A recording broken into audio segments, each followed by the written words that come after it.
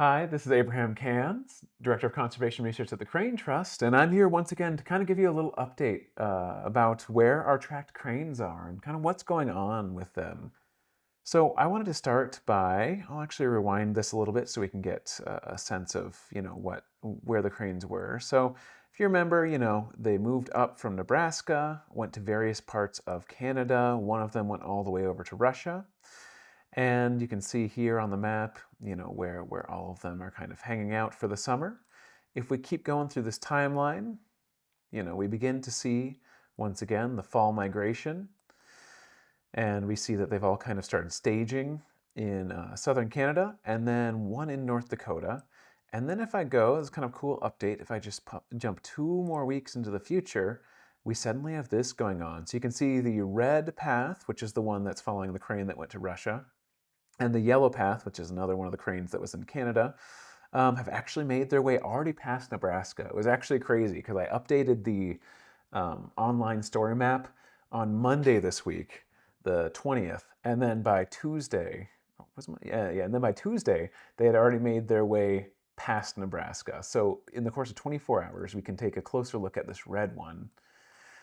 Was up here in Montana, which in and of itself is interesting. This crane took an interesting path, but in the course of one day, kind of came from this area of Montana where it was hanging out and flew straight on down to New Mexico, where it's currently hanging out. It's just interesting to see that pathing. You can see how right here it kind of thought about taking a longer trip into Texas and then detoured out back over there. It did come through the panhandle of Nebraska, but interestingly didn't come through the sort of center of Nebraska where we're located. So I'm interested to see if this one comes back up through the center of Nebraska this next spring. If we see it kind of take that sort of U-shaped path maybe and go a little east and come up through the center of Nebraska now, or if it's going to go back along that same path that it took to get all the way down to New Mexico. This yellow one had a similar-ish story where it was hanging out in South Dakota, and then over the course of one day, so this was a day earlier this week where there was a really nice wind out of the north, and so that was, really drives them and helps them make their way further south more quickly. They can ride those currents really. And so over the course of one day, just flew all the way down to Texas, just hanging out here, kind of in the northern part of Texas, but just kind of flew directly over us, went through central Nebraska, but didn't even stop. It was on a mission, on its way to its wintering ground, so it wasn't going to stop here for us. And so I just wanted to give an update on where those two were. The other three are still kind of staging. One of them is kind of in central North Dakota, just hanging out still, and the other two are still in southern Saskatchewan. Or sorry, Saskatchewan.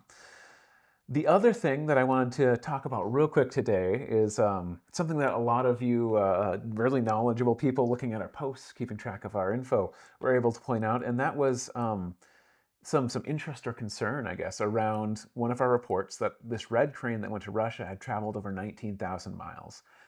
And I wanted to first of all say thank you to all you eagle-eyed viewers, people looking at our content, because that is too far of a distance.